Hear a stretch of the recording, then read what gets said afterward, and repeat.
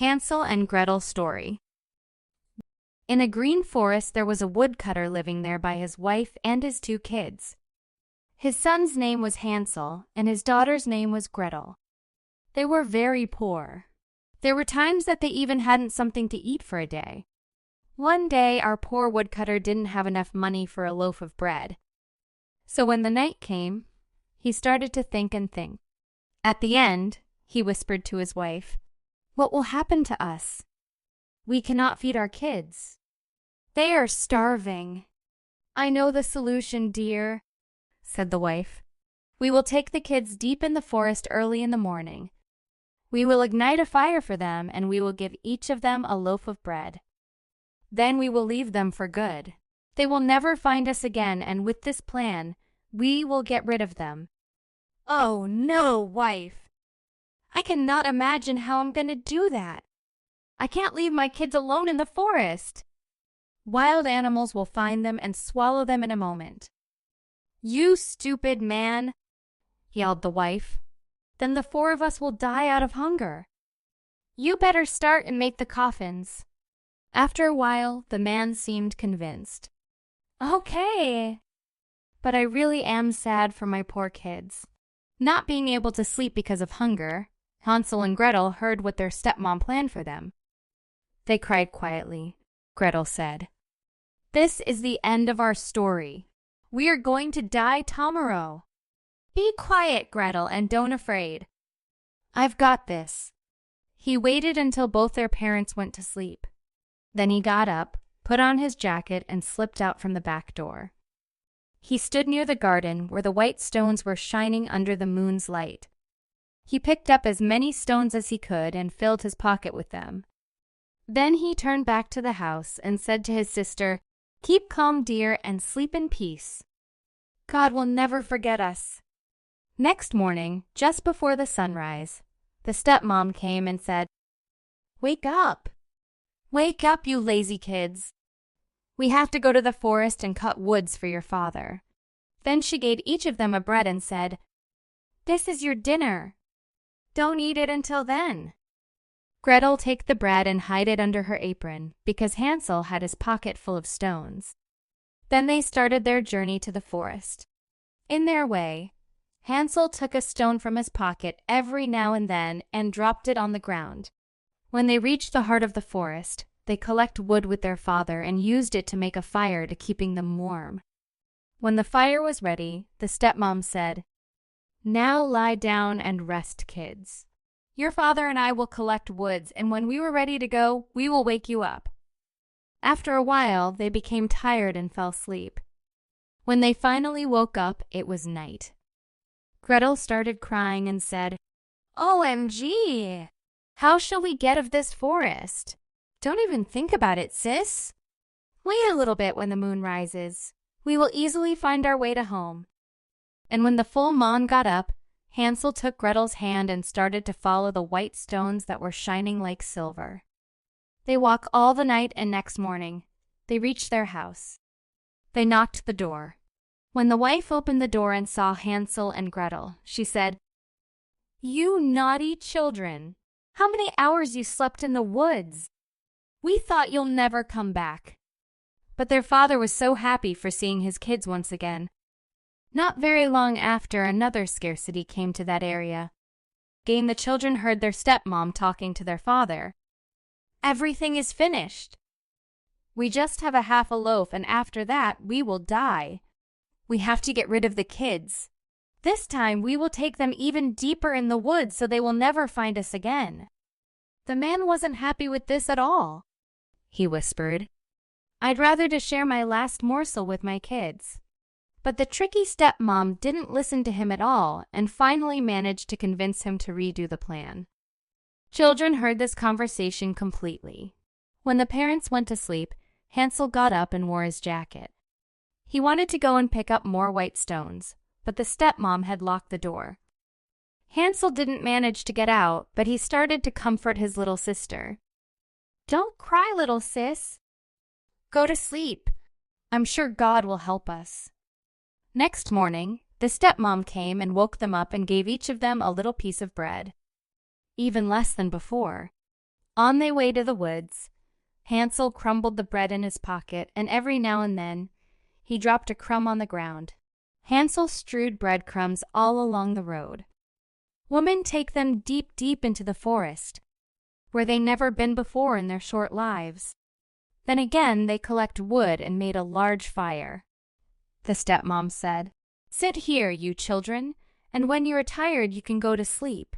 We are going into the forest to cut wood, and in the evening, when we are ready to go home, we will come and wake you up." So when noon came, Gretel shared her bread with Hansel, who had strewed his along the road. Then they fell asleep, and the evening passed, and no one came for the poor children. When they woke up, it was dark night. Hansel comforted his little sister. "Wait a little, Gretel, until the moon gets up. We will be able to find our way by the breadcrumbs I scattered on the road."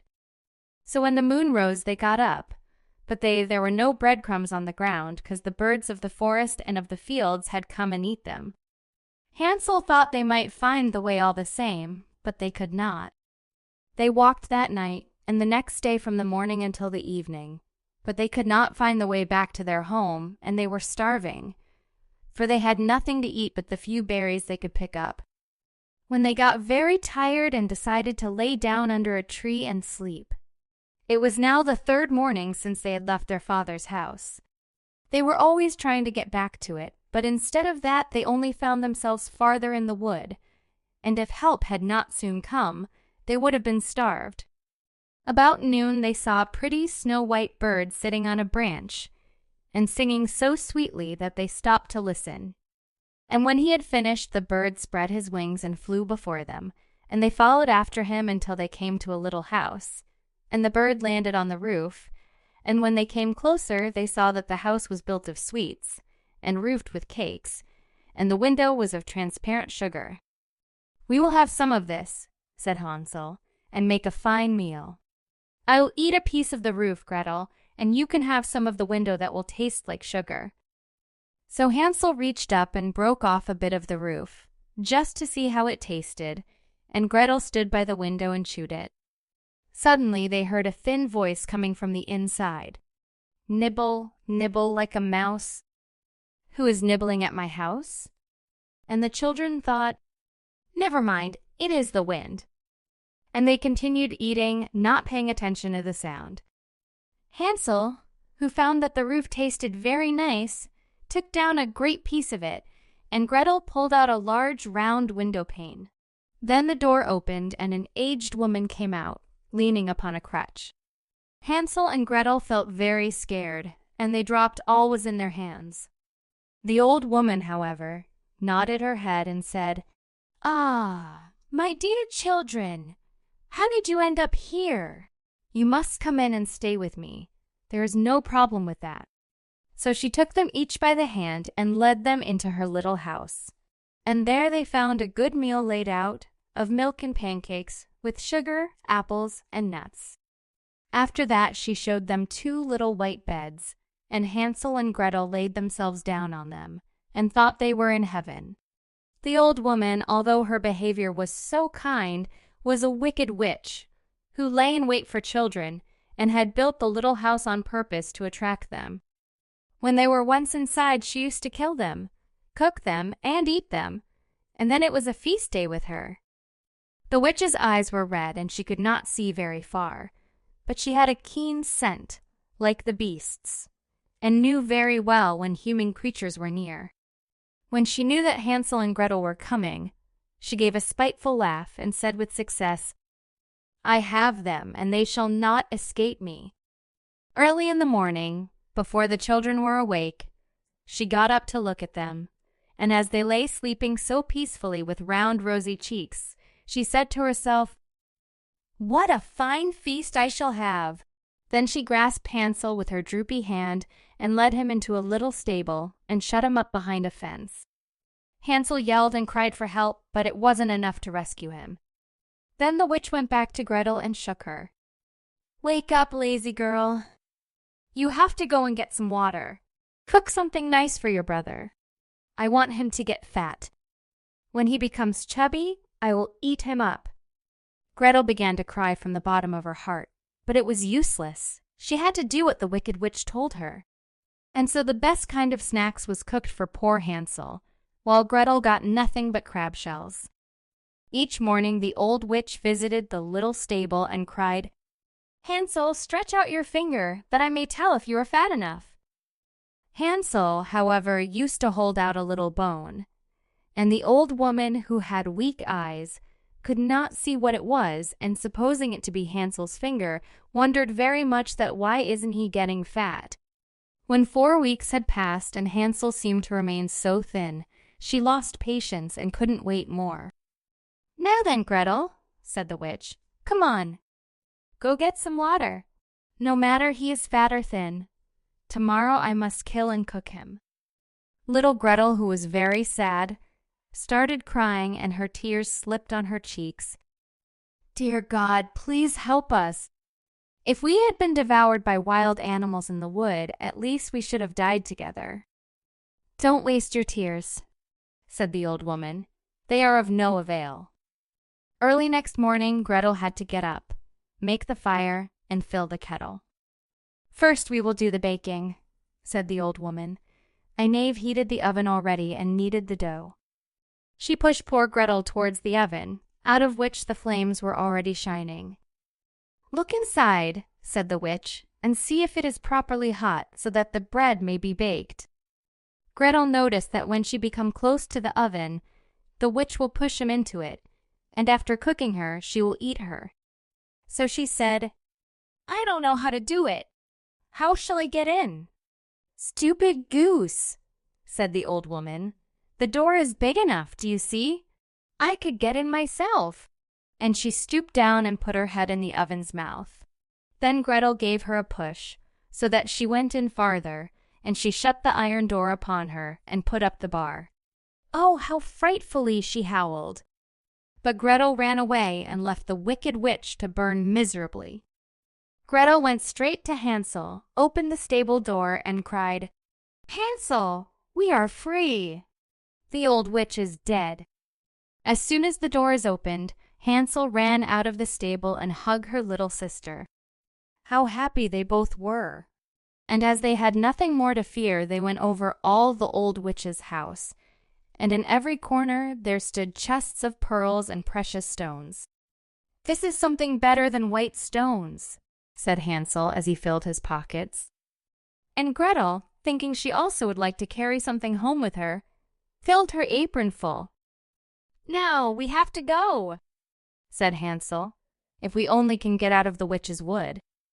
When they had journeyed a few hours, they came to a great river. "We can never get across this," said Hansel. "There is no stepping stones or bridge." "And there is no boat either," said Gretel. "But here comes a white duck. If I ask her, she will help us over." So she sang, "Duck, duck, here we stand, Hansel and Gretel on the land. Stepping stones and bridge we lack. Carry us over on your nice white back." And the duck came, and Hansel got upon her and told his sister to come too. "No," answered Gretel, "that would be too hard upon the duck. We can go separately, one after the other."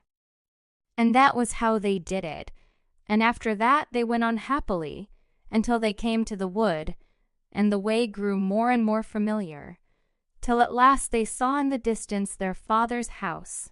Then they ran till they came up to it, rushed in at the door, and fell on their father's neck. The man had not had a quiet hour since he left his children in the wood, but the wife was dead. And when Gretel opened her apron, the pearls and precious stones were scattered all over the room, and Hansel took one handful after another out of his pocket. Then was all care at an end, and they lived in great joy together.